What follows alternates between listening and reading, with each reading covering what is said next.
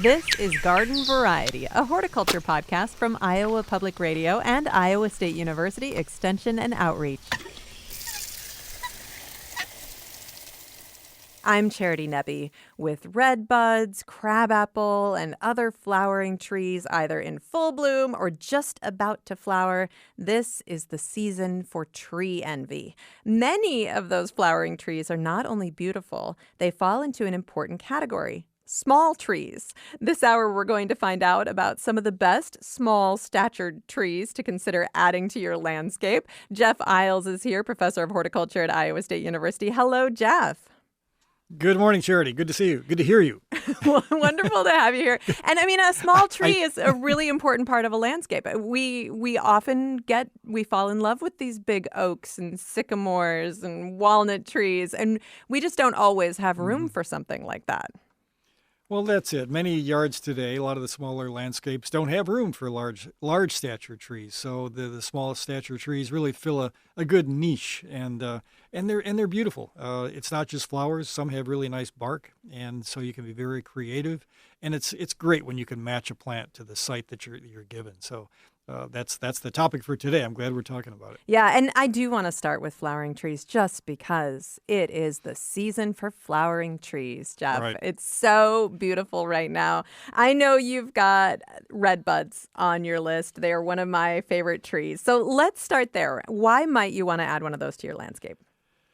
You know, the floral display in the spring is just outstanding. We're blessed on this campus, Iowa State's campus, to have lots of older red buds. I'm sure University of Iowa has many too, and Iowa City has lots. But they're just wonderful trees, and they're pretty cold hardy. They flower dependably. They have very few insect and disease problems, but there isn't quite anything like that floral display this time of the year. And it will last for a good couple weeks. So I look forward to the flowering of the red buds every year.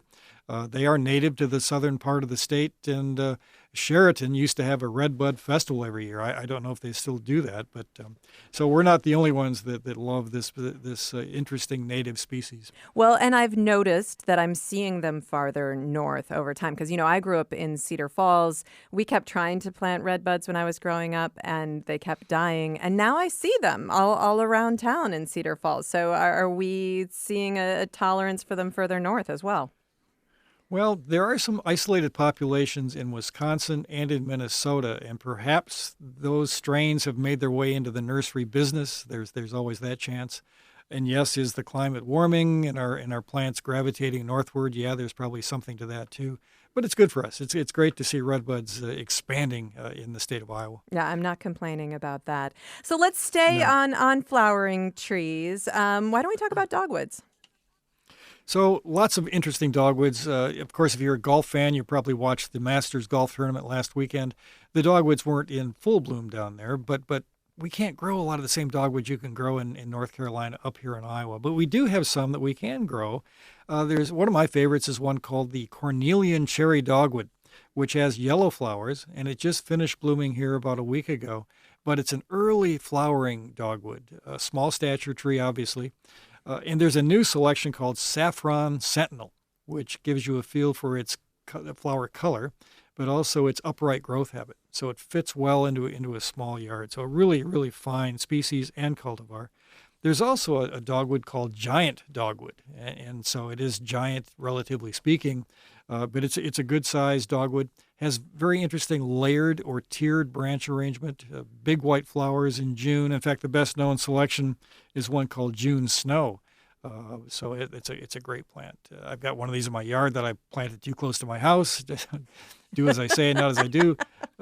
But just those are two really good species. All right. What do you want to talk about next? Well, Charity, you opened the door, and I know people will cringe now that I'm going to use the crabapple word, but these are not your grandfather's, grandmother's crabapples. There are some really good selections out there that don't have disease problems, that have small, persistent fruit, and are easier to invite into your yard. Now, I can see almost in my mind's eye people's eyes rolling, but give it a chance. There are some really good selections out there. One of my favorites recently is one called Snow Crystal. And these are all downsized. These don't get very big, 15 by 12. White flowers in the case of Snow Crystal and yellow fruit. There's one called Sparkling Sprite that is a really good plant. And if you like pinkish red flowers, there's one called Ruby Days, another one called Showtime. So give them a chance when you're at the garden center this weekend or next weekend, because the crab apples are just beginning to flower in Des Moines and even up here in Ames. So, Well, good, and good Jeff, I plants. think you have some baggage here. You must get bullied at work about your love of crabapple trees, but Well, clearly the people are not on your side because there are so many well. crabapples, and it's just one of my favorite times of the year when they're all in bloom. Well, I never want to put myself as a horticultural victim, but but yes, I have been bullied, and I'm not proud to say that, Charity. But I will get over Well, it. I'm glad you stand But up for your crab apples anyway. Thanks for I not will being talk crab discouraged. apples anywhere, anytime. Just name it. Well, and After school. all right, right. I do think that we do have this idea of, crab apples are beautiful, but you have to put up with mess. And I mean, what you're telling Right. me is that we don't have to put up with a mess. We don't have to put up with it. That's true. We're not going to take it anymore. And so the nursery industry has given us some better selections. But if you're just totally turned off by crab apples, I was in East Lansing about a month ago, and the witch hazels were flowering on the campus at Michigan State. And there's a selection called Diane. So this is a vernal witch hazel, spring flowering witch hazel, but it has these interesting reddish orange flowers. Now, that time of the year, there's not much else going on, and this thing takes center stage. And so if you're looking for a splash of color early in the year, these are not big plants. These are along the lines of 6 to 10 feet tall eventually. But that March flower, especially this bright orange-red flower, and the selection I'm referring to again is one called Diane. So if you're into witch hazels, which I am, that's another good plant. And am I wrong that usually with witch hazel we'll see something yellow? Well, the native witch hazel flowers in the fall and Okay. has yellow flowers, but there are some vernal witch hazels that have yellow flowers too. It's a really broad genus, and it's interesting that some flower in the fall, some in the spring, and you can put both in your yard and have fun with them. Yes, Japanese beetles will find favor with them as well, but Japanese beetles find favor with lots of things. Right. We Don't let that can't deter let you. that discourage us. We No, wouldn't no. plan anything. All right. How much time do we have left? I Right. mean, can I mention maples? Yes, please do. Although I know- last I know time that- you were on the show, you talked about not planting maples. So we're going to So talk there you about go. planting So maples today. I'm going to contradict myself. So yes, there are some maples that we have overdone it with, but I give the genus a pass when it comes to some of these smaller stature maples that have outstanding bark feature. So it's not necessarily flowering plants, but paper bark maple is a plant that came to us from China back in the early 1900s.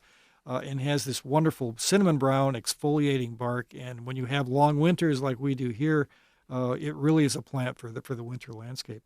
There's also a plant called three-flower maple that has kind of an amber-colored bark that exfoliates.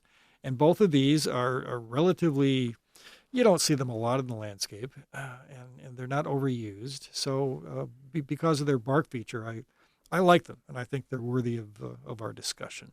And those are some of the maples that commonly also get turned into bonsai trees. Am I right about that? You can make almost anything, even a crabapple, into a bonsai. But and Charity, if I may, just if you like Japanese maples but have had bad luck with them, there's a new spate of maples out there that are hybrids. They're crosses between Japanese maple and Korean maple, and these are totally winter hardy for us here in Iowa. There's one called North Wind, which was one of the first ones that came out. Really a fine plant. And those you've got a whole list of them. They tend to be about 20 feet tall. We've talked about these as small trees. You have a list available through Iowa State University Extension that gives the height and the width for each one of these trees. So as we've gotten people excited about some of the individual species, but you do need to be aware of what you're planting, what you're growing, and you need to find the right spot for it. Do you like to work like smaller stature trees into a landscape that also has larger statured trees, or is this something that you're thinking of a totally different kind of landscaping?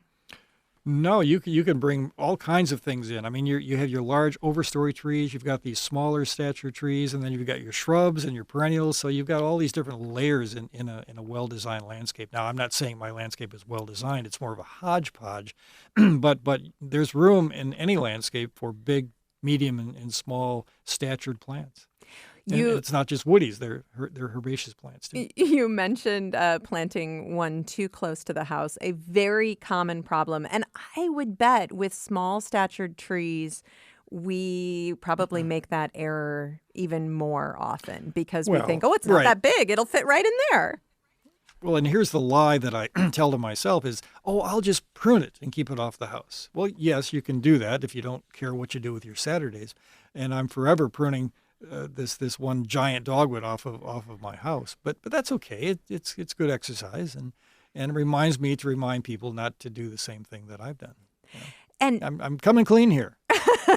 with some of these smaller statured trees, do some of them actually do better if they're an understory tree as opposed to just out in full sun? Well, one group of dogwood we haven't talked about, the pagoda dogwood, actually prefers shade. And so if you have a shady backyard and like a flowering tree that has that interesting layered branching, pagoda dogwood, which is native to the eastern part of the state, it really almost demands shade. So yeah, there's a tree for every landscape situation. All right. Well, Jeff Iles, you've given us a whole lot to think about and a lot of pictures to look up as well. Thank you so much. Yes, my pleasure. Jeff Iles, professor of horticulture at Iowa State University. For more gardening information and tips, please subscribe to our Garden Variety newsletter. Find out more at iowapublicradio.org/garden, and you can find that list of smaller statured trees if you search for Small Trees, Iowa State University Extension. I'm Charity Nebbe. Garden Variety is a production of Iowa Public Radio and Iowa State University Extension. It's produced by me, Erin Stile, Caitlin Troutman, and the Iowa Public Radio talk show team. For more garden goodness, please subscribe to our Garden Variety newsletter. Just go to iowapublicradio.org/garden. I'm Charity Nebbe. See you next time.